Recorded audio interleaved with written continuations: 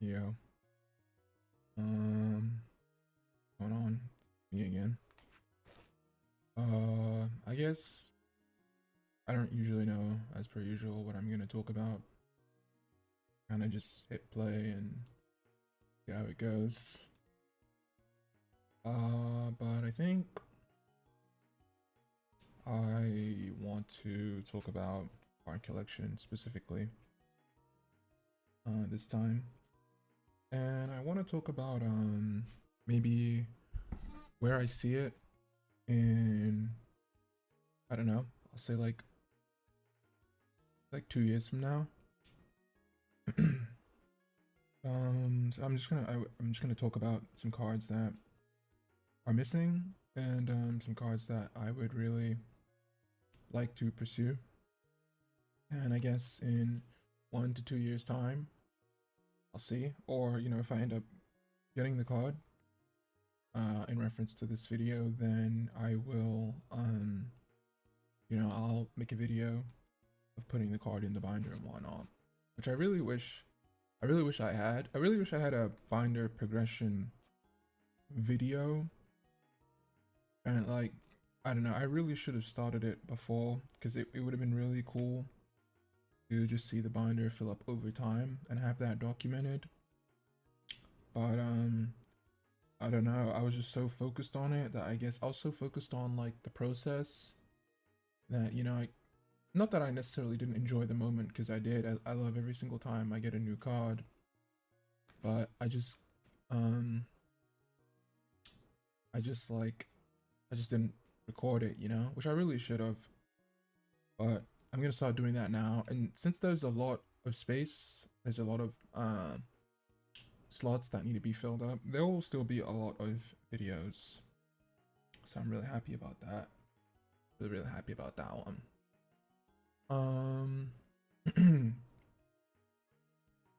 So I think I don't even know where to start, because there's just so many that's required. I just have these in my hand because I just like fiddling with something when I speak. I did not have any luck with these when I opened them. Actually, I didn't open them. The other Ona did. She opened them. What I can remember. I was really hoping that she would pull it, because it would have been probably like her first pull, and it would have been like insane. I remember the math on it, because it's like 1 in 40 or something. Like 1 in 40. So if like I said to her, okay, if you buy 4, then you have 10% chance if you get 4. And I think she got them for a pretty good deal. She got them like way under like the retail well, not retail, but like way under market at the time, because it was 4 of them. I think she got them, yeah, she got them for like I think it was like 400. It was either 400 or $500, something like that. I think it was 500. It was like, no, it was 450. It was 450. So yeah, and then she just opened all 4 of them, and unfortunately, luck was not on her side, but it was still nice, because that's part of the fun, even though it's very expensive. LOL. Nevertheless, though, yes, I just have these in my hand, but I think a subset that I'm really interested in finishing is the crystal set from E-Series in both English and Japanese. Currently, we actually do have it finished in English, which is really, really cool. We have all 9. So, Charizard, the Crobat, the Golem, the Kabutops, the Ho-Oh, the Celebi, the Nidoking, and the Kingdra. All 9. Is it Kingdra? It's definitely Kingdra. It is not Seadra. It's definitely Kingdra. All of those in English. I'll get it out. I don't know why I just never like actually get out the binder. I guess because I don't even like it being exposed to air most of the time, but I enjoy talking about it. But I'll definitely get it out one of these days. But yeah, we have all 9, and it looks really good in a 3x3 binder, because obviously there are 9 slots. So it looks genuinely perfect. You can have 6 carriage on the top and then 3 Aquapolis on the bottom. And on the other page, I brought it out a couple days ago, was you know, the Japanese. Now the Japanese is a lot harder. It's a lot harder because at this point, there isn't really much Japanese raw, Japanese crystal raw. There isn't. I mean, there's a lot of Japanese raw, but with a lot of you know, chase cards and high-end vintage. I mean, I say high-end vintage, call it whatever you want. But there's a lot less raw of it, you know. I'm a little congested. I used to like scout online Japanese markets, Zenmate, Bai, stuff like that, to get all my Japanese raw online, and I still do, but it's a lot harder now. Currently, we only have 3, which is the Lugia that I brought out a couple of days ago, the Crobat, and the Kabutops, all looking very well. It's really hard. It's really hard. It's really tricky because most Japanese high-end at this point is pretty much graded. It's kind of just hard to find it raw. You can find it online sometimes in markets, even in like Western markets, but it's really not easy. It's really not too easy. I really do like, dude, these are pack fresh, and it's like pack fresh cards they're pretty freaking clean. Even though this is just slightly off center, just a teeny bit. They're so clean. A little bit of whitening and whatnot. But anyway, yeah, it's really hard to find that subset of cards in Japanese raw. Most people grade them, since they just garner a premium.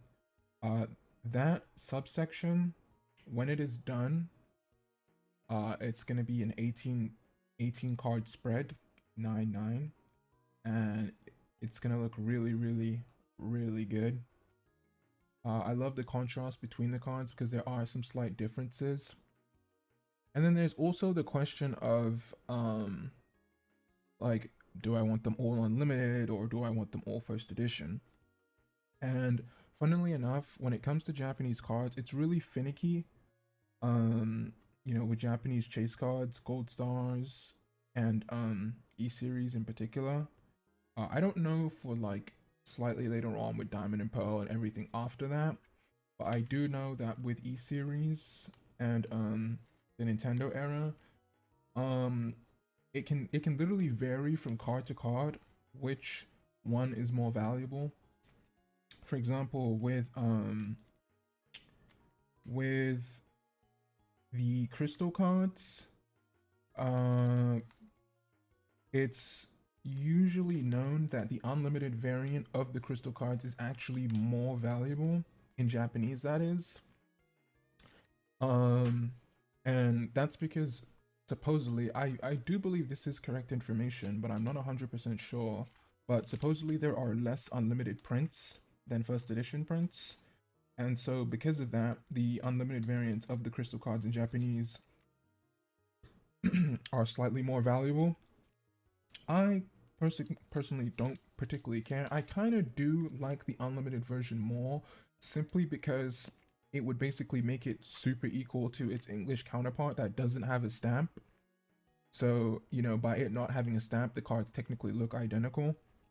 But already I do have, I think a couple of, I know my Lugia is unlimited, but I think I definitely either have like a first edition Kabutops or like a first edition Crobat. I think my Crobat might be unlimited too, but I'm not really sure. I can't remember. But yeah, but then on the flip side of some things, when it comes to say gold stars in Japanese, some cards, the unlimited is more valuable, and then on other cards, the first edition is more valuable. So it's not that the unlimited version is just more valuable across the entire subsection. It's really weird and it's really awkward, and you have to look at recent sales and all that jazz, and I don't particularly care about that. because it's not an investment for me. I'm never gonna resell it. You know, I'm not thinking about like, I mean, I do like here and there think, okay, like, you know, what's gonna age the best, just in like, not necessarily just in case, but just like so that it can appreciate well, you know, it can appreciate the best way it can. But when it comes to first edition and unlimited Japanese and English, I actually much rather do prefer unlimited, even if it's more or less valuable. Simply because it looks like its English counterpart when there's no stamp. The English counterparts don't have a stamp, so I would want the Japanese counterparts to look as similar as possible while also being different. You know, like they're like I mean, this is just a really awkward example. But like for example, the Regirock Gold Star in Unlimited is slightly there's less population, uh, than the first edition, so it usually garners just like a teeny premium since it's not like a star card or anything, you know. But it still garners a tiny premium just because like um of like population, you know. But then if you flip that around, I think like, and I can't remember, this might be different now, but at least when I was heavily interested in the card, which I still am, it's probably one of my number one cards that I'm pursuing. With the Japanese Gold Star Rayquaza, the first edition variant is, I believe, slightly more valuable than the unlimited, but that could have easily flipped around because, you know, I was heavily pursuing that card maybe like a year ago. And that's just something that I recall, but that could easily be very different now. That could be very different now. You know, the unlimited could be more valuable, so I really do not particularly know currently. But yeah, that's just something that I consider, or you know, that I have to consider when I'm pursuing these cards and whatnot. Um, Dude, I keep saying, well, it's just so easy. It's just because like there's so much that goes into it. I just like I just summarize it with and whatnot, but I'm really starting to hate that phrase. Funnily enough, um, yeah.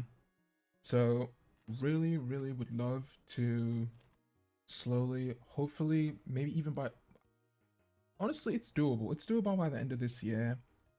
I would love to have all the crystals. All the crystals. That would be really nice. Um, you know, all the crystals in English and Japanese. You know, one language is already done. The other language comes by a lot less than English, but it's doable. It's doable. Even if I were to, you know, possibly look at some PSA 8 prices and break those out and whatnot. Dude, I just did it again. Oh my god. Um, but yeah. So the crystals. I know it's gonna look stunning when it's done. I know it'll look great. It's a perfect spread, 9-9. So it'll just be 2 pages. Funnily enough, um, and I guess it's just pure luck, but multiples of 9, thankfully, coincide with two of my favorite subsets, which are gold stars and crystals, because there are 18 crystals and there are 27 gold stars. So that basically means it's a perfect page spread. I mean, technically it's not. It would be better if it were like 36, so that it could be 4 pages of 9. But it still works like 999. You know, even though you just have to turn the page one more time. So, you know, 27 gold stars and I mean, you can call it 30 if you want to count Gold Star Greninja, which is kind of awkward. But if we're just talking actual gold stars, then yeah, it's dude, why did I just say 30 when it's 27? I'm actually slow. 28. You can call it 28 for Gold Star Greninja, but yeah, 27 quote unquote true gold stars. So that's a perfect 3 pages, and then 18 crystals overall. If we're talking shinings, then we've got Steelix, Charizard, Celebi, Raichu, Noctowl, Kabutops, Mewtwo. Am I missing any? Steelix, Kabutops, Raichu, Noctowl, Celebi, Mewtwo. Dude, Steelix, Mewtwo, Kabutops, Charizard, Noctowl, Celebi, Did I say Raichu? Raichu, Steelix, Mewtwo, Charizard, Celebi, Noctowl. I have to Google this. I mean, not counting the Magikarp and stuff. Not counting the Magikarp and the Gyarados. Dude, I swear I'm missing one, bro. Let me see. Hold on.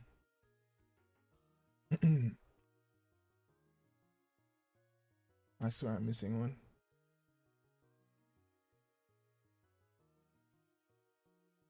Hold on. Dude, I knew it, man. Fucking Tyranitar. I just knew I was missing one. Oh my god, I just almost dropped my camera, bro. Yeah, I just knew I was missing one, dude. I knew I was missing one. I knew it. But, dude, that's hilarious. Yeah, so that,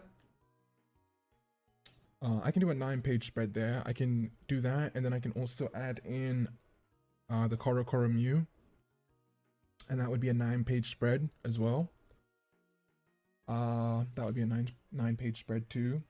So, you know, it's really cool how I can put them all together in a way that looks really nice.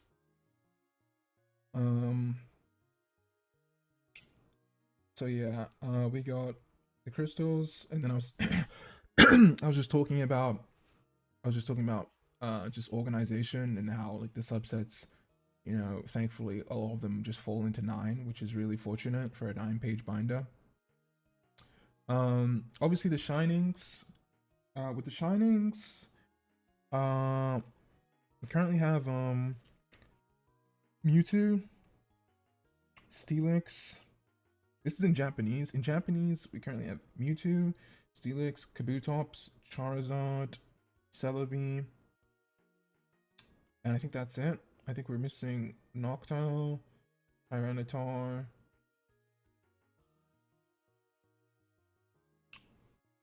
Dude, I have to be trolling. I have to be trolling. And I think Raichu. Yeah, missing Raichu. Yeah, definitely. In English, we have Tyranitar, Mewtwo, Steelix, Charizard, Celebi.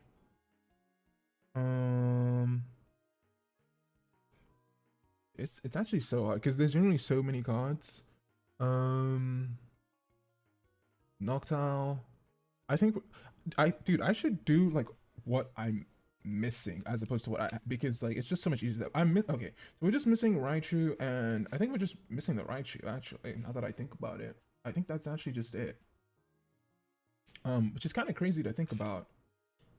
Now that I actually think about that, because that's actually crazy that that's almost done. At least in English. Also having the Neo Revelation Gyarados and Magikarp as well. That's cool. Do not have either of those cards in Japanese. Those cards are miles better in Japanese as well. The holo texture, as I've always said before, is just like it's just far brighter. Far brighter by miles. And I guess that would be kind of awkward because even if you exclude the Korokoro Mew, that's 10 cards and stuff. So I'll have to figure out a way to integrate. I don't know. I'll do something for I'll see how I can like get those to display nicely on a page. But I mean I already have it done in a decently nice way, but like I really like to organize them by sets and whatnot and like subsets. But yeah, so yeah, just need the Raichu, and the Noctowl and the Tyranitar in Japanese, and then also the Magikarp and the Gyarados as well. Gold Stars, dude, Gold Stars is an absolute. They're everywhere, but Christ hell, those cards are expensive. And also, I'm very picky about which ones I want to pursue. Dude, I almost said and whatnot. Would have been pretty funny. There are so many of those cards. Currently, I think Currently I think we have 12, so 12 out of 27, not that bad. Also have some of the most difficult to come by. That being the Japanese equivalent of Gold Star Espeon, which is the Play Promo Espeon. That is my absolute pride and joy.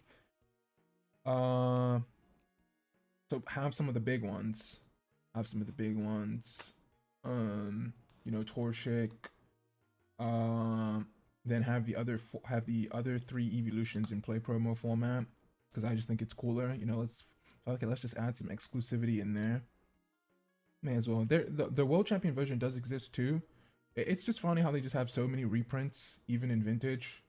Like even in early Nintendo Vintage, because they have the World Championship packs, or the World Championship Edition is what they refer to it as in Japanese. But then they also have the signatured World Championship Edition in English, which has the like the sponsor slash promo on the back. You know, Championship World like 2005 or what it is, 2003. So yeah, Gold Stars, that's gonna take a while. I really do want to try and get my hands on a very nice Gold Star Rayquaza in Japanese.